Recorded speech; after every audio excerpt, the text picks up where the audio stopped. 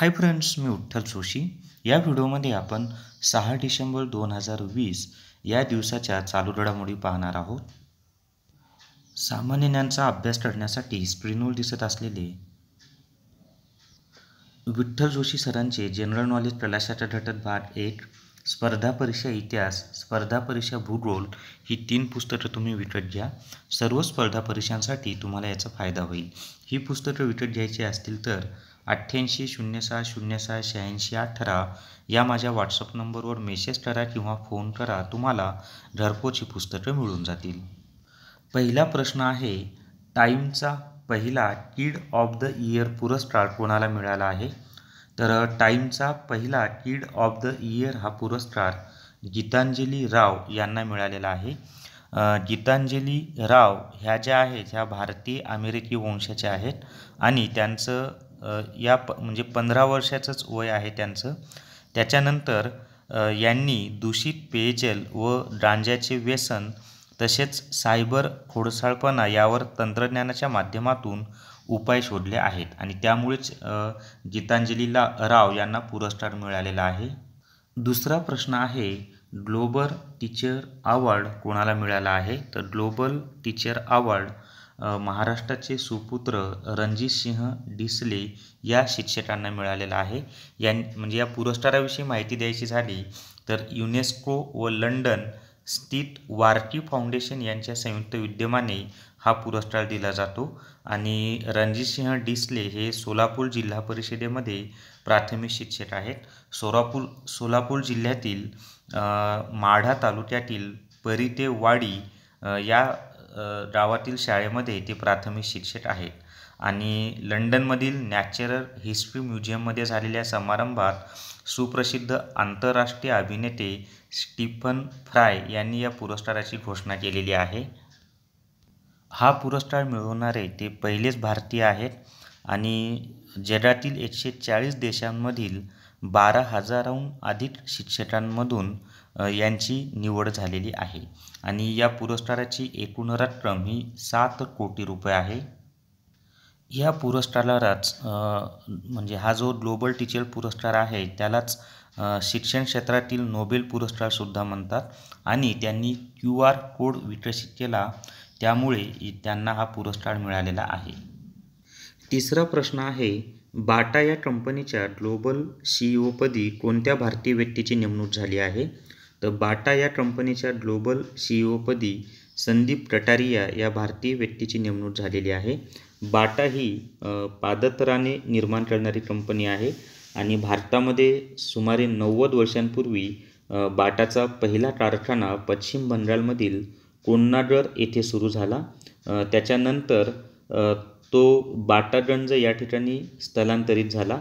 त्यानंतर हरियाणामधील फरीदाबाद, कर्नाटकमधील पिनया आणि तमिळनाडूमधील होसूर येथील कंपन्यासह एकूण 5 कंपन्या बाटाने सुरू केल्या आणि या सर्व ठिकाणी लेदर, रबर, कॅनव्हास आणि PVC पासून स्वस्त, भक्कम आणि आरामदायी शूज बनवले जातात. आता बाटा ही जी आहे ही चेक रिपब्लिक या देशातील कंपनी आहे. चेक रिपब्लिक हा देश युरोप खंडामधील आहे, हे सुद्धा माहिती असू द्या. टॉमस बाटा यांनी 1894मध्ये बाटा ही कंपनी सुरू केली. रबर आणि लेदरच्या शोधात ही कंपनी भारतात दाखल झाली आणि 1939मध्ये कोलकाता इथं या कंपनीनं कामकाज सुरू केलं. बाटानगरमध्ये या कंपनीनं भारतातील पहिलं शूज निर्मिती यंत्र बसवलं आणि आज भारत हा बाटाचा 2ऱ्या क्रमांकाचा बाजार आहे. बाटाची भारतामध्ये 1375 किरकोळ विक्रीची दुकानं किंवा स्टोअर आहेत. त्याच्यामध्ये सुमारे 8,500 कर्मचारी कार्यरत आहेत आणि यंदा कंपनीने सुमारे 5 कोटी शूजची विक्री केली आहे. 90 देशांमध्ये बाटा या कंपनीचे कामकाज चालते आणि कंपनी सुमारे 30,000 कर्मचारी कार्यरत असून कंपनीची 5,000 दुकाने आहेत. त्याच्यानंतरचा प्रश्न आहे, हार्वर्ड बिझनेस स्कूलच्या अधिष्ठाता म्हणजे डीन पदावर कोणत्या भारतीय व्यक्तीची नेमणूक झाली आहे? तर हार्वर्ड बिझनेस स्कूलच्या अधिष्ठाता म्हणजे डीन या पदावर डॉक्टर श्रीकांत दातार या भारतीय व्यक्तीची नेमणूक झालेली आहे आणि या पदावर नेमणूक होणारे श्रीकांत दातार हे 2रे भारतीय आहेत. याच्या आधी नितीन नोहारिया या भारतीय व्यक्तीकडे हे पद होतं आणि हार्वर्ड विद्यापीठ हे अमेरिका या देशामध्ये आहे.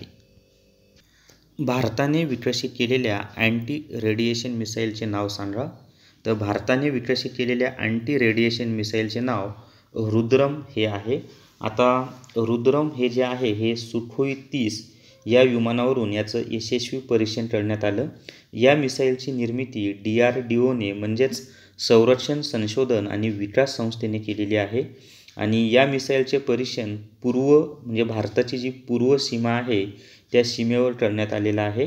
त्याच्यानंतर भारताने अलीकडेच ब्राह्मोसच्या सुधारित मिसाईलचे आणि शौर्य मिसाईलचे यशस्वी परीक्षण केले आहे. त्याच्यानंतर हे जे परीक्षण आहे DRDOने हे व्हीलर ड्यूपवरून सुपरसोनिक ॲसिस्टेड रिलीज ऑफ टॉर्पेडोचे यशस्वी परीक्षण केलेले आहे. त्याच्यानंतरचा प्रश्न आहे, जपानचे नवीन पंतप्रधान कोण आहेत? तर जपानचे नवीन पंतप्रधान योशिहिदे सुगा हे आहेत. बी त्याचं उत्तर आहे. आणि हे जपानचे 99वे पंतप्रधान असतील. शिंजो आबे यांच्या जागी योशिहिदे सुगा यांची नेमणूक झालेली आहे. त्याच्यानंतर जपानमधील यांच्या पक्षाचं नाव आहे लिबरल डेमोक्रॅटिक पार्टी हे यांच्या पक्षाचं नाव आहे. सुगा हे शिंजो आबे यांचे जवळचे सहकारी आहेत आणि आत्तापर्यंत सुगा हे मुख्य कॅबिनेट सचिव पदावर होते. तर त्याच्यानंतरचा प्रश्न पाहूयात आपण. राज्यसभेच्या उपसभापतीपदी कोणाची निवड झाली आहे? तर राज्यसभेच्या उपसभापतीपदी हरिवंश सिंह यांची निवड झालेली आहे. याच्या आधीसुद्धा ते राज्यसभेचे उपसभापती होते. त्यांची फेरनिवड झालेली आहे आणि ते बिहार या राज्याचे आहेत. हरिवंश सिंह हे जनता दल युनायटेड या पक्षाचे आहेत. त्याच्यानंतरचा प्रश्न पाहूयात आपण आता. 8वा प्रश्न आहे, एशियन ऑफ द इयर 2020 हा पुरस्कार कोणाला मिळाला आहे? तर एशियन ऑफ द इयर 2020 हा पुरस्कार अदर पूनावाला यांना मिळालेला आहे. आणि हा पुरस्कार द स्ट्रेट्स टाइम्सकडून दिला जातो. आणि हा पुरस्कार का मिळालेला आहे? तर आदर पूनावाला हे सिरमचे प्रमुख आहेत आणि सिरम इन्स्टिट्यूट हे पुण्यामध्ये आहे. सिरम इन्स्टिट्यूटने ऑक्सफर्ड विद्यापीठ आणि ब्रिटिश स्वीडिश औषध कंपनी यांच्याशी करार केला आहे. त्यांच्या सहकार्याने कोविशिल्ड नावाने लस विकसित केली आहे. तर याच्यावर असाही प्रश्न येऊ शकतो की सिरम इन्स्टिट्यूटने विकसित केलेल्या लसीचं नाव काय आहे? तर कोविशिल्ड आहे. आणि या लसीची भारतात सध्या 3ऱ्या टप्प्यातील चाचणी सुरू आहे.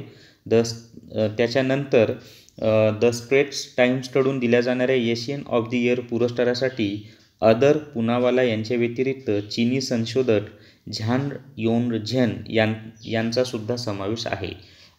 त्याच्यानंतरचा प्रश्न पाहूयात आपण आता. अमेरिकेचे नवीन राष्ट्राध्यक्ष कोण आहेत? तर जो बायडेन हे अमेरिकेचे नवीन राष्ट्राध्यक्ष आहेत. आता यांच्याविषयी माहिती द्यायची झाली तर हे 9 नोव्हेंबर 2020 रोजी बायडेन यांची अमेरिकेच्या राष्ट्राध्यक्षपदी निवड झाली. 20 जानेवारी 2021 रोजी ते राष्ट्रपतीपदाची शपथ घेणार आहेत आणि ते अमेरिकेचे 46वे राष्ट्राध्यक्ष असतील.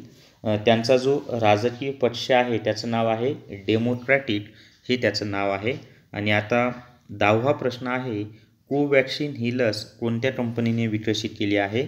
तर कोवॅक्सिन ही लस बायोटेक या कंपनीने विकसित केलेली आहे आणि ही कंपनी हैदराबाद या ठिकाणी आहे. आता नुकतीच नरेंद्र मोदी यांनी या कंपनीला सुद्धा भेट दिलेली आहे, बायोटेक ही हैदराबादमध्ये असलेल्या कंपनीला.